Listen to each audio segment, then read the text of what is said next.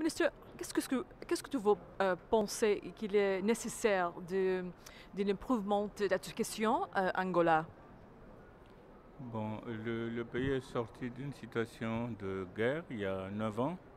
On est en train de faire un effort pour pouvoir augmenter l'accès à l'enseignement et surtout travailler pour la qualité de l'enseignement. Pour le moment, on a atteint certains objectifs. On a triplé les effectifs scolaires dans l'enseignement primaire et l'enseignement secondaire. On les a triplés aussi à l'enseignement supérieur. Nous pensons que bien que nous sommes encore euh, loin des objectifs du millénaire tels qu'ils ont été définis, mais nous sommes tout près parce que le taux de scolarisation dans la zone urbaine est à près de 85%, surtout pour l'enseignement primaire. Le grand défi, c'est d'assurer un enseignement de qualité pour tous les jeunes Angolais, que ce soit à l'école primaire, à l'école secondaire ou à l'enseignement supérieur. Et pour cela, il faudra améliorer les compétences des professeurs, les compétences de la gestion du système éducatif et surtout une des grandes composantes qui est très importante, les capacités du système éducatif à s'évaluer.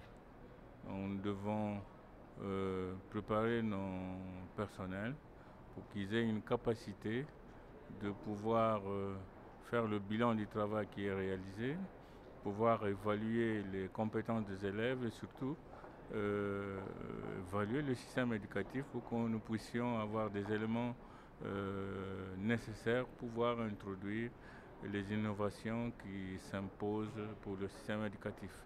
C'est pourquoi pour le moment on est en train de réaliser plusieurs programmes pour la formation des professeurs, que ce soit au niveau de formation initiale ou la formation continue.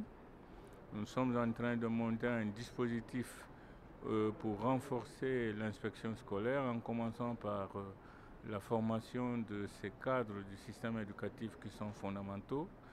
Et nous avons l'appui pour le moment de l'UNESCO à travers l'Institut international de planification de l'éducation qui est en train d'assurer la formation de 25 formateurs qui, dans les prochaines années, vont reprendre les actions de formation d'autres qui vont intervenir à l'intérieur du pays. Et puisque les besoins de couverture éducative s'imposent, on n'est pas encore arrivé à 100% d'effectifs scolaires dans l'enseignement primaire, nous devons continuer à travailler pour que nous puissions créer des places scolaires, des écoles de bonne qualité, de bonnes conditions, pour que plus d'enfants angolais puissent avoir accès, pour qu'en 2015, nous soyons tout près des objectifs qui ont été définis.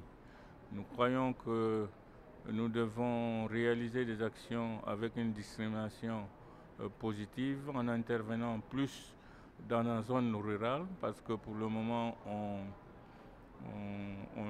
dénote une certaine différence entre la zone rurale et la zone urbaine. Nous devons étendre le réseau scolaire dans la zone rurale avec l'intervention des autorités locales.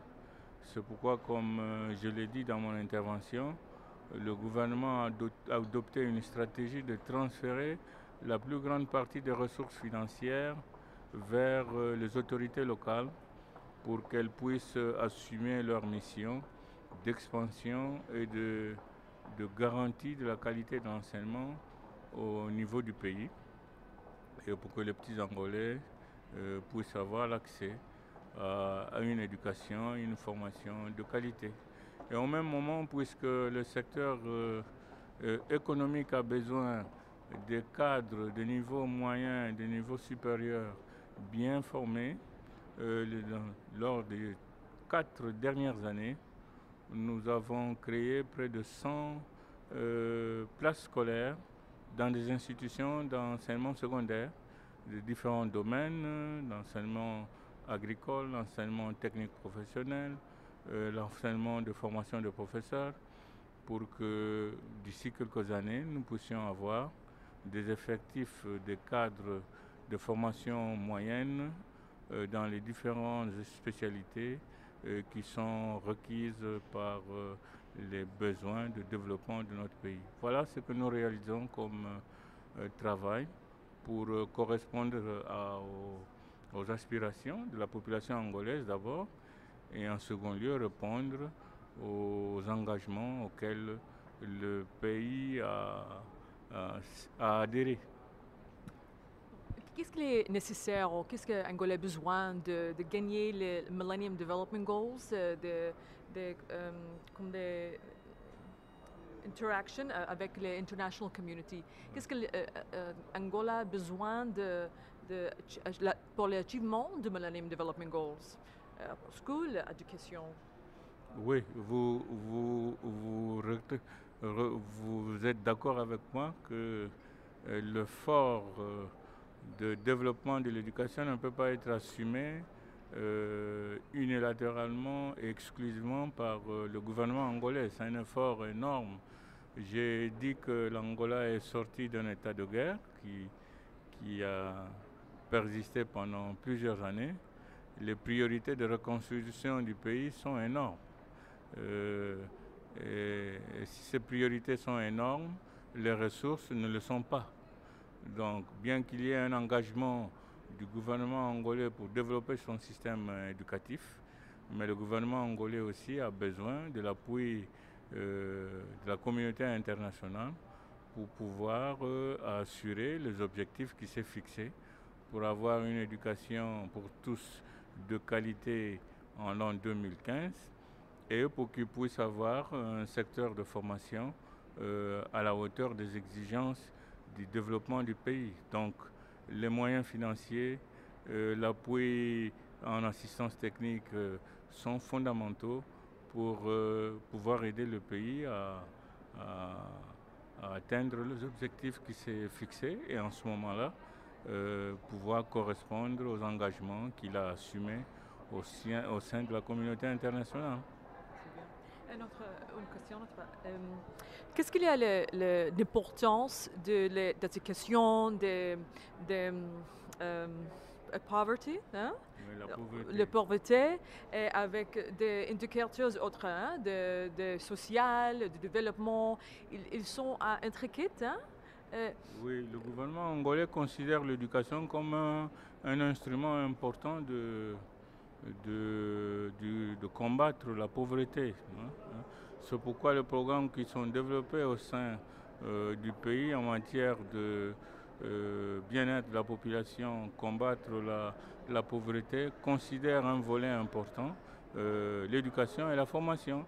C'est pourquoi la grande préoccupation, c'est de permettre aux Angolais d'avoir des opportunités d'emploi, des opportunités de pouvoir créer des conditions de travail pour avoir des rendements qui leur permettraient de vivre à un niveau de vie acceptable.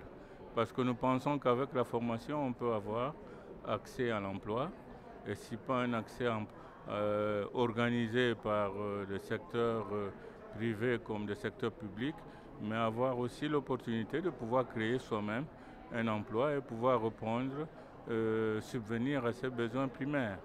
C'est pourquoi dans le système éducatif, nous avons introduit une discipline d'entrepreneuriat qui permet aux enfants, aux jeunes, de pouvoir apprendre comment créer des petites initiatives qui leur permettraient de créer de petites entreprises qui pourraient être individuelles, collectives ou familiales pour pouvoir avoir, disons, des ressources qui seraient nécessaires pour subvenir à leurs besoins et aux besoins de leurs enfants.